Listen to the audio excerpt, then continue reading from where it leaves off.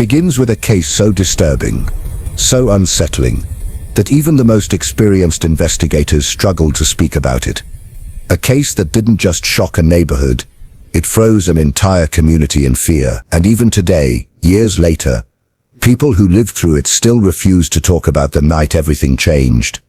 This is the story of a quiet town that thought it had seen everything, until one terrifying case left everyone speechless. In the peaceful town of Ridgway Falls, nothing ever truly went wrong. Families trusted one another, neighbors greeted each other at dawn, and children played outside long after sunset without fear. It was the kind of place where people rarely locked their doors, where everyone believed danger existed somewhere else. But on one cold autumn evening, the illusion of safety shattered in the most horrifying way possible. At exactly 10:27 p.m., a frantic call reached the emergency dispatch. A woman whispered into the phone, her voice trembling, shallow and rapidly fading. "Someone is inside. Please help." Before the operator could ask another question, the call abruptly ended. The dispatcher tried calling back, but each attempt went straight to voicemail.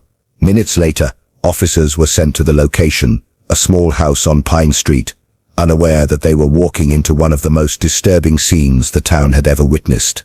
As the first patrol car arrived, the house looked undisturbed. The curtains were drawn, the porch light glowed softly, and nothing appeared broken or out of place. It was painfully ordinary, but when officers knocked, the silence inside felt unnatural, heavy, almost suffocating. Receiving no response, they announced their entry and stepped inside. The moment they crossed the doorway, an unsettling chill spread through them. The air felt strangely still, as if the house itself was holding its breath. A half-eaten meal sat on the kitchen table, steam long gone cold.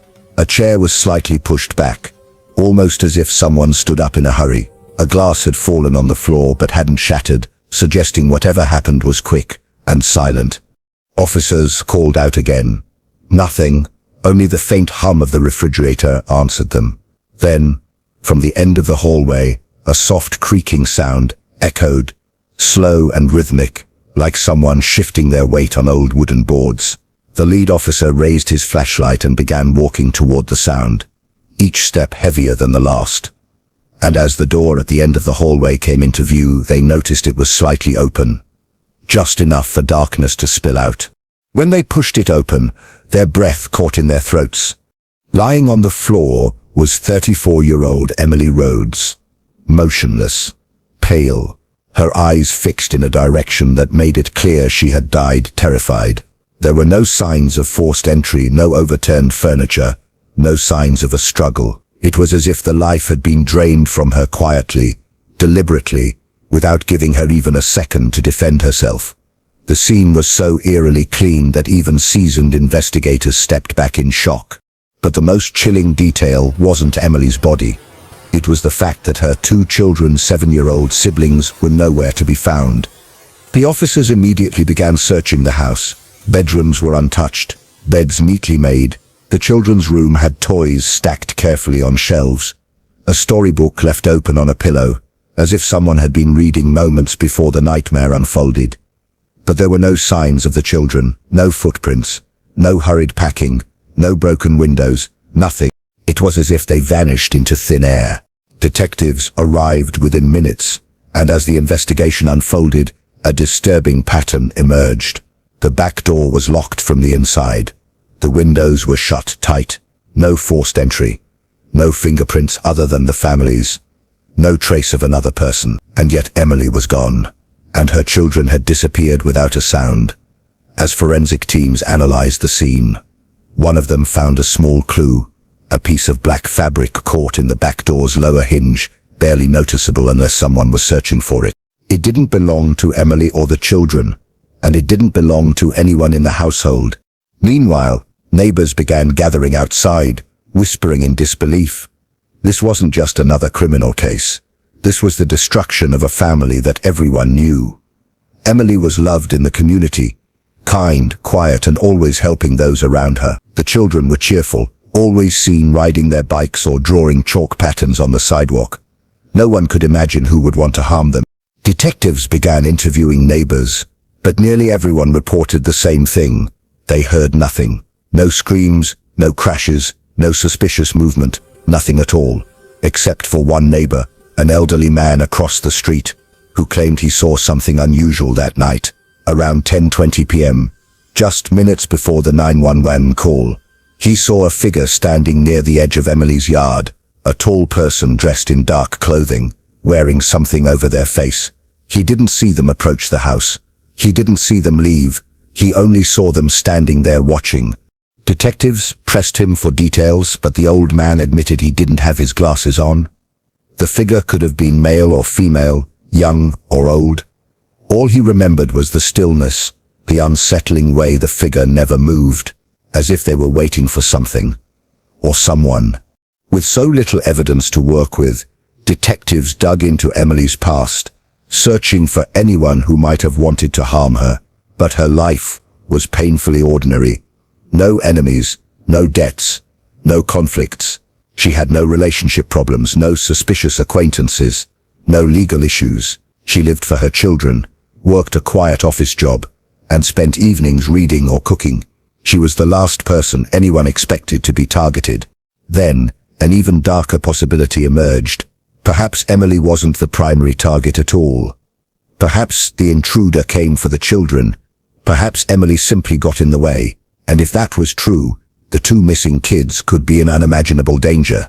Investigators issued an immediate Amber Alert, and within hours the entire state knew the children were missing. Checkpoints were set up, highways were monitored, airports, train stations and bus terminals received their photos.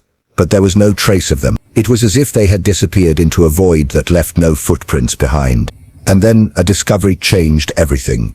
Detectives reviewing highway cameras stumbled upon footage taken just 17 minutes after the 911 call. A dark SUV speeding away from Ridgeway Falls, heading toward the old industrial district. The license plate was covered.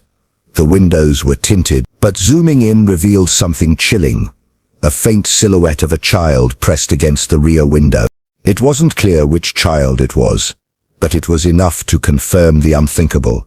The children were taken, and the person who took them was still out there somewhere. The discovery of the SUV footage sent a wave of panic through the command center. Time was slipping away, and investigators knew that the first 24 hours were the most critical in child abduction cases. Every minute without a lead felt like a minute stolen from the children's safety. The SUV had been captured heading toward an abandoned district, a part of town that once housed factories and warehouses before shutting down years earlier. Now the place was a maze of decaying structures, no streetlights, and endless hiding spots. The perfect place for someone who didn't want to be found. A tactical team was deployed within minutes.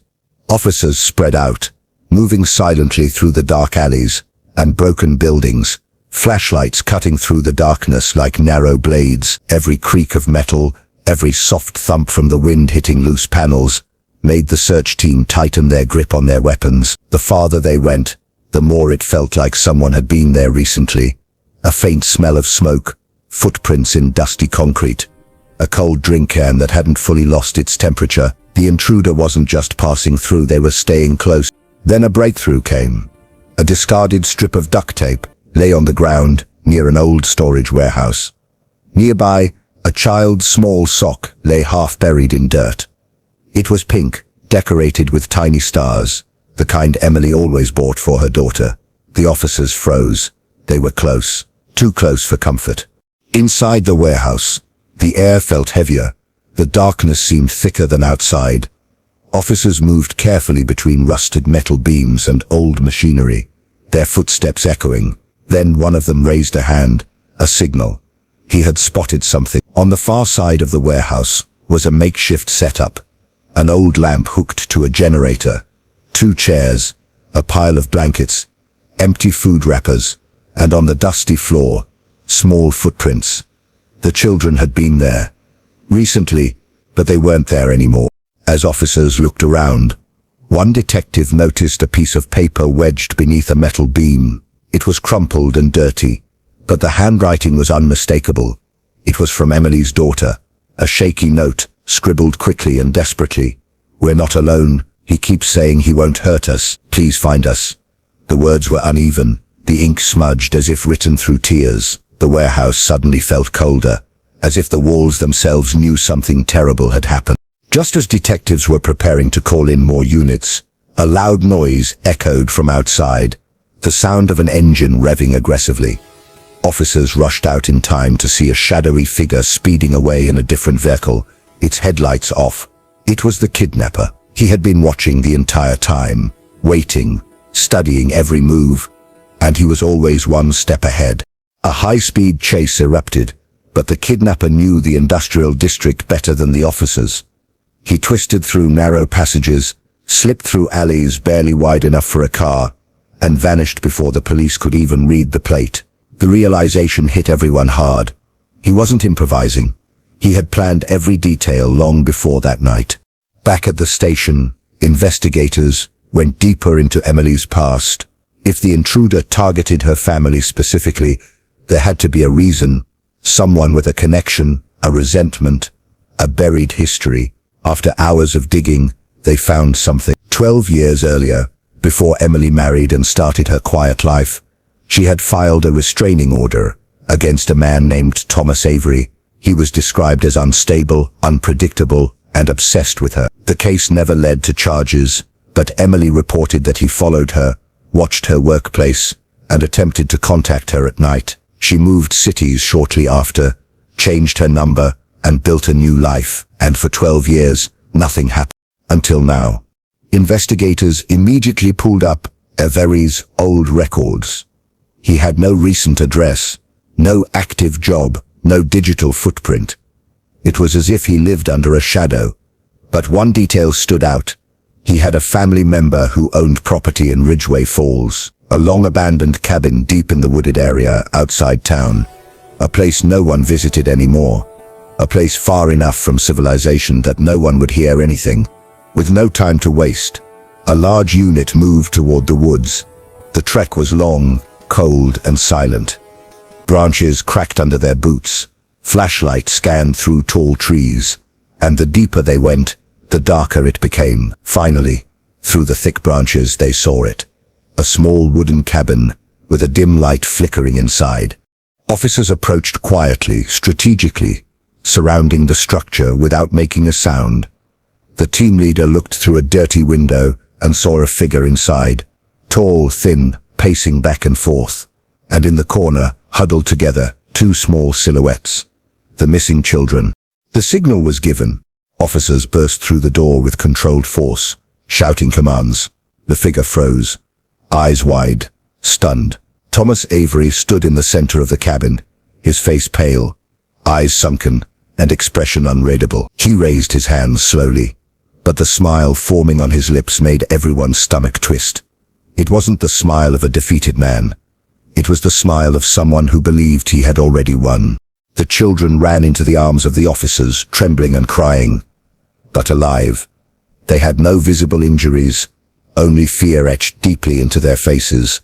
And as officers secured Thomas, he kept repeating the same sentence, voice calm, almost rehearsed. I saved them before the world could ruin them. His delusion echoed through the tiny cabin like a chilling whisper that refused to fade. He was arrested without resistance, but something still felt wrong. Investigators found food, blankets, water, preparations for days. But what unsettled them most was a small notebook next to the bed. Inside were pages filled with Emily's name, drawings of her house, notes about her daily routines, sketches of her children, and disturbing plans marked with dates. He had been watching the family for months, studying them, waiting for the moment he believed they belonged to him again. When the children were brought home to their relatives, the entire town fell silent. What they endured was unimaginable, but they were alive. Something many feared wouldn't be the outcome. Police vehicles lined the street.